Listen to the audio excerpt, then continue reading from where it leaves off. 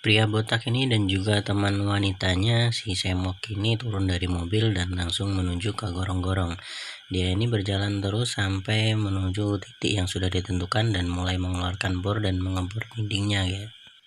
Di tempat lain, kedua pria ini sedang bertransaksi dengan seorang penjual senjata, geng ya. Rupanya dia ini memesan senjata yang ternyata agak susah dicari, dan setelah mendapatkan senjata tersebut, dia langsung menembak si penjualnya. Si botak ini berhasil membongkar berangkas dengan sebuah alat las ya, dan dia langsung masuk ke dalamnya. Dan di depan bank sendiri sudah mulai menunjukkan jam 9 dan si wakil direktur ini menelepon kalau dia sudah siap melaksanakan rencananya. Si wakil direktur pun mau membuka berangkasnya dan setelah masuk ternyata si botak ada di sana sudah ketahuan ya. Jadi dia dihajar oleh si wakil direktur dan juga satpam yang ada di sana. Dia dibawa keluar dan si cewek ini atau si Taylor ini langsung menelpon polisi, dan anehnya si polisi langsung datang tepat di waktu itu ya, dan mereka pun berdua akhirnya ditangkap, wakil direktur dan juga si botak.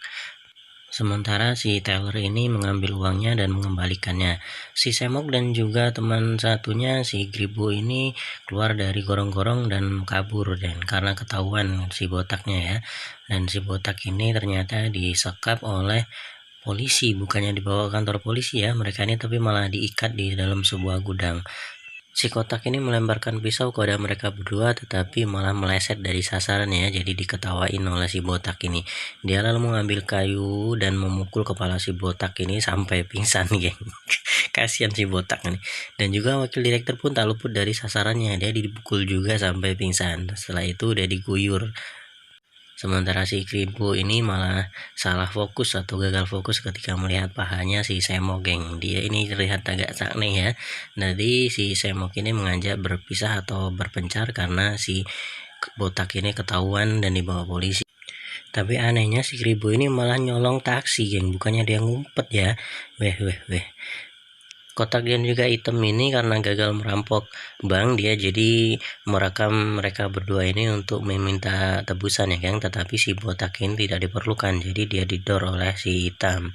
Mereka lalu membuat videonya dan meminta tebusan kepada direktur atau ayahnya dari wakil direktur itu sebesar 3 juta dolar geng ya. Lumayan itu.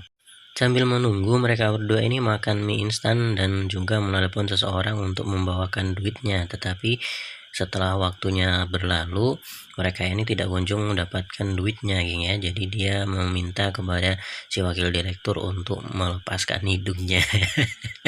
Kayak bisa dicopot aja ya geng ya. Taylor cantik ini lalu memberikan sebuah paket kepada direktur dan setelah dibuka ternyata ada hidung dan juga pesan dari si penculik geng ya. Dia lalu menanyakan kenapa uangnya tidak dikirim, tapi direktur ini bingung karena dia tidak diberi alamat untuk mengirimkan uangnya geng. Ternyata hidung si wakil direktur ini masih utuh, dan akhirnya direktur ini menyuruh Taylornya yang cantik ini untuk mengantarkan duitnya sambil membawa sebuah pistol geng ya yang diselipkan di pahanya. Si Taylor ini ternyata adalah pacarnya si wakil direktur atau anaknya si sang direktur ya. Sementara di dalam si wakil direktur ini mencoba melarikan diri dengan memotong tali dengan pisau, tetapi si kotak ini atau si baju hitam tahu dan mengeluarkan pistolnya untuk mengancam.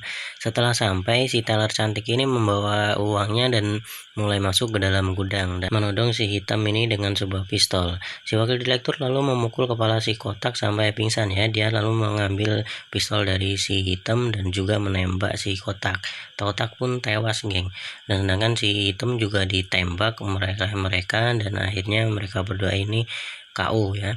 Dan ketika mereka mau pergi ternyata si kotak ini sempat melemparkan pisau tapi malah mengenai si cewek tadi ya atau si Taylor. Lalu si wakil direktur ini bukannya menolong atau membawanya ke rumah sakit, dia malah meninggalkannya geng ya. Wakil direktur ini lalu flashback ke masa lalu, ternyata dia ini punya hutang kepada rentenir ya geng ya sebesar 3 juta atau 2 juta dolar. Jadi dia bingung karena tidak dikasih oleh ayahnya ketika meminta. Akhirnya dia merencanakan perampokan bank ayahnya bersama dengan si Taylor tadi. Akhirnya si Taylor pun menurut saja, sementara si wakil direktur ini malah tidur atau bobok bareng sama si Semok geng. bukan dengan si Tyler. Mereka ini rupanya sudah merencanakan untuk merampok bank juga di luar dari pengetahuan si Tyler, geng ya. Lalu si Samok ini mengajak temannya si botak ini untuk ikut merampok. Mereka pun menjelaskan rencananya untuk pergi ke gorong-gorong lalu mengebor dinding dan juga membongkar dari brankasnya, karena brankas di lantainya itu cuma tipis ya. Di dalam bank sendiri ternyata si kotak dan juga si item ini sudah ada di sana untuk mengamati situasi dan merencanakan untuk merampok dengan menyamar sebagai polisi, geng. Wadir ini dan juga si Semok ini rupanya merencanakan untuk mengorbankan si botak ketika tertangkap dan akan menyerahkannya kepada polisi, dan mereka kabur bersama dengan membawa uang yang mereka bawa, geng ya. Si Semok ini lalu menyuruh Kribo untuk mencari 3 buah mayat karena akan digunakan sebagai alibi ketika mereka ini akan kabur, geng. Jadi seolah-olah mereka ini sudah meninggal atau mati di tempat kejadian. Sementara wakil direktur sendiri malah asik mengajak makan malam si Taylor cantik ya, geng, sambil merayunya. Botak dan juga Kribo ini langsung menjalankan aksinya dengan mengebor dinding yang membatasi antara bank dengan brankas ya. Dan setelah itu ada polisi yang lewat, jadi si Semok bertugas untuk melaporkan. Dan dia juga malah menelpon si wakil direktur kalau persiapannya sudah berjalan ya. Sementara si Taylor ini rupanya di malam harinya kembali ke rumah dan menemui kedua kakaknya. Rupanya polisi yang gadungan ini kakak dari si Taylor, geng ya. Dan dia marah karena si kakak ini belum mendapatkan pistol atau senjatanya, dan si kakak mendatanginya dan menjelaskan kalau apa benar kalau si wakil direktur ini benar-benar menyayangi si Taylor, yang ya, bukan memanfaatkannya. Jadi dia merencanakan kalau nanti akan menusuk si Taylor ini, dan kalau ditolong si kakak ini akan setuju, dan kalau ditinggalkan mereka harus ikhlas ya, geng ya. Seperti di awal film, mereka berdua ini lalu memesan sebuah senjata, geng ya. Tetapi setelah ditembak, ternyata si penjualnya tidak meninggal.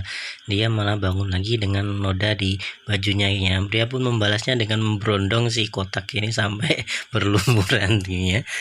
Kelompoknya si botak ini akhirnya berhasil menjebol tembok, dan ketika mau menjebol lantai berangkas, dia ini menunggu jam 9 ketika alarmnya dimatikan. Si Taylor ini lalu menelepon wakil direktur karena dia ini ragu-ragu ya, tapi wakil direktur meyakinkannya untuk melaksanakan kejadian tersebut dan meminta pistol darinya. Dia lalu masuk ke dalam brankas dan menangkap si botak ini dan berencana untuk mengorbankannya ya. Sementara si Taylor mengambil uangnya dan memasukkannya dalam lubang yang sudah dibuat oleh si botak. Si botak ini ketika ditembak dia ini malah bangun lagi ya, karena senjata yang dipakai adalah senjata palsu atau mainan ya. Rupanya si botak ini dan juga si kotak ini adalah juga kakak beradik ya, artinya si botak ini kakak dari si Taylor. Dia lalu kembali ke dalam lubang dan mengambil uang yang sudah dijatuhkan oleh Taylor tadi. Sementara si Kribo ini dihadang oleh polisi dan dia dimintai SIM dan juga NAN, tapi tidak ada karena dia mencuri taksi, jadi dia ditangkap. Tetapi dia di kantor polisi malah mengaku kalau dia ini merampok bank ya, jadi polisi bingung. Sebelum mengantar uang tebusan, si Taylor cantik ini rupanya sempat memakai bantalan punggung agar tidak terluka ketika kena pisau nanti, geng ya. Dan dia juga sempat menukar uangnya dengan uang palsu. Sementara si polisi mendatangi direktur dan menanyakan apakah banknya dicuri, tetapi direktur ini tidak mengaku karena takut nasabahnya jadi tidak percaya, geng ya. Si polisi pun pergi. Kembali ke masa sekarang, si kakak ini kemudian memeriksa adiknya apakah terluka, tetapi yang terluka itu bukan badannya tapi hatinya, geng ya. Dia kecewa karena si wakil direktur ini meninggalkannya begitu saja ketika terluka. Jadi kakaknya yang si botak ini menasihatinya kalau wakil direktur itu bukan orang baik, jadi dia harus melupakannya saja. Dan setelah itu si hitam ini menaburkan bensin dan membakarnya, sehingga seolah-olah mereka bertiga ini telah meninggal dan terbakar di sana. Sementara itu wakil direktur sangat senang karena sudah mendapat uangnya dan menemui si gadis Semok. Sementara yang dapat uang sebenarnya adalah kakak beradik itu. Tetapi wakil direktur ketika memberikan tip kepada manajer ini langsung tahu kalau uang yang diberikan itu adalah uang palsu. Mereka berempat ini lalu pergi ke bandara dan berencana untuk melarikan diri ke Swiss ya, tetapi tiket yang mereka pesan malah bertujuan ke Jakarta. Jadi mereka berempat ini terpaksa harus ke Jakarta. Sementara itu ketika mereka mau berangkat, ternyata bertemu dengan wakil direktur dan juga si Semok ini ya. Akhirnya mereka ini bingung kenapa mereka berempat ini masih hidup. Tetapi sialnya saat mau menangkap mereka, si wakil direktur ini malah ditangkap duluan oleh polisi ya kan, karena pengedaran uang palsu, dan cerita pun selesai. Terima kasih sudah menonton. Matur suwun.